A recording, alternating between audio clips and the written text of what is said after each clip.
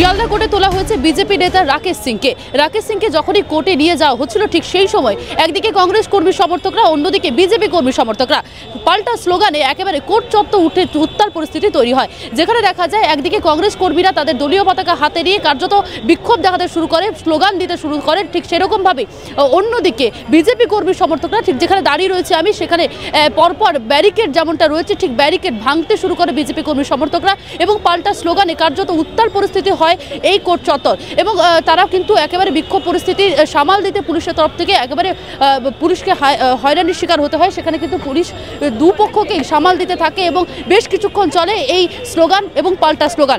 তবে ইতিমধ্যে কিন্তু তাকে কোর্টে তোলা হয়েছে।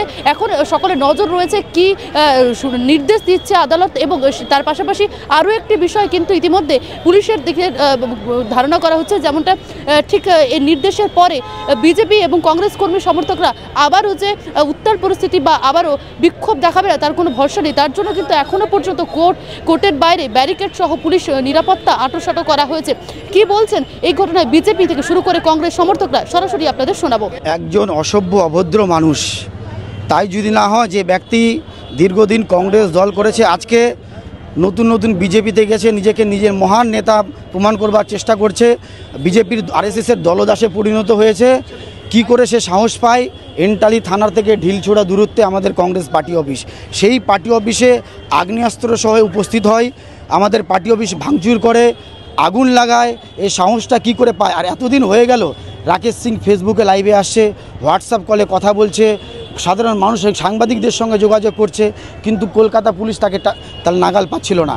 কলকাতা পুলিশের মদতে সে লুকিয়েছিল এতদিন। আমরা কংগ্রেসের সমস্ত সাথীরা প্রতিবাদ করেছি, তাকে গ্রেপ্তার করা, তার কঠোর সাজার জন্য আন্দোলন করেছি, বাধ্য হয়ে সকালে তাকে গ্রেপ্তার করেছে পুলিশ।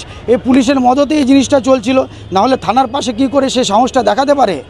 আজকে রাকেশ সিংয়ের মতন যে মানুষ এই ধরনের কর্মকাণ্ড ঘটাচ্ছে, আমরা তার কঠোর থেকে কঠোরতম শাস্তির দাবি করব, এবং এই ঘটনা যে কোনো ব্যক্তি যে কোনো পার্টি অফিস যাতে কেটিয়ে না ঘটাতে পারে। একটা পার্টি অফিস আমাদের কাছে পবিত্র স্থান, যে কোনো পার্টি অফিস সেটা হতে পারে, প্রত্যেকে আমরা আলাদা আলাদা মতাদর্শে বিশ্বাসী, কিন্তু সেই পার্টি অফিসে আগুন লাগানো হবে, পোস্টার ছেঁড়া হবে, আমাদের নেতার মুখে কালি মাখা হবে, এই ধরনের রাজনীতি পশ্চিমবাংলায় কাম্য নয়। এটা বিজেপির কালচার। আপনারাও দেখলেন এখানে আসার পরে বিজেপির কে কালচার। তো বিজেপির শিক্ষার অভাব আছে, শিক্ষার অভাবে এই কারণে এই ধরনের কর্মকাণ্ড ঘটাচ্ছে। তারা দাবি করছেন যে রাকেশ সিং যেটা করেছে সেটা ভালো করেছে। এর পরের দিন যারা বলছেন না, তাদের চামড়া আমরা তুলে নেব। বলবেন পার্টি অফিসে, কংগ্রেস পার্টির অফিসে আসতে, যখন সবাই থাকবে তখন আসতে বলবেন। এই চোরের মতন চুপ করে এসে একাই আসতে বলবেন। আমরা তাদের ভালো করেছে না খারাপ করেছে তার ব্যবস্থা আমরা করে দেবো। দাদা, রাকেশ সিংকে তোলা হলো কোর্টে এবং তার জেরে আমরা দেখতে পেলাম বিক্ষোভ দেখাতে শুরু করলেন কংগ্রেস কর্মীরা। কি বলবেন? ওনারা তো বিক্ষোভই দেখাচ্ছেন।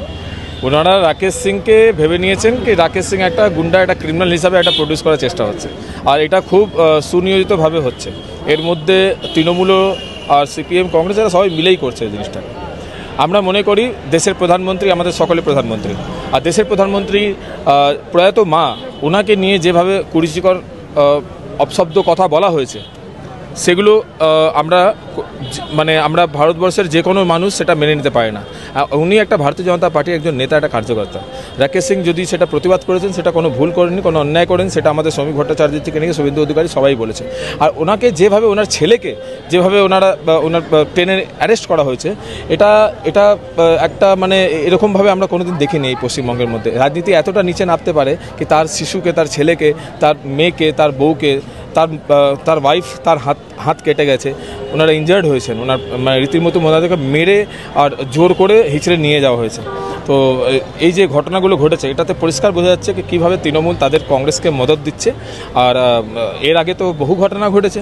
এর আগে তো রাজীব গান্ধী বলেছিলেন কি, ইন্দিরা গান্ধী যখন মারা গেছিলেন তখন বলেছিলেন কি যখন একটা বড় গাছ যদি পড়ে যায় তখন ভূমিকম্প হয়, মাটি কম্পন হয়। তো শিখদেরকে মেরেছেন এনারা দেশকে ভেঙেছেন, দেশকে জ্বালিয়েছেন, পুড়িয়েছেন, সব কিছু করেছেন। কংগ্রেস কোন মুখ নিয়ে কথা বলে? নৈতিকতার কথা বলে।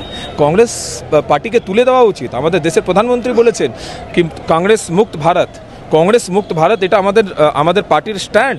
আমাদের দেশের প্রধানমন্ত্রী বলেছেন কংগ্রেস মুক্ত ভারত করতে হবে।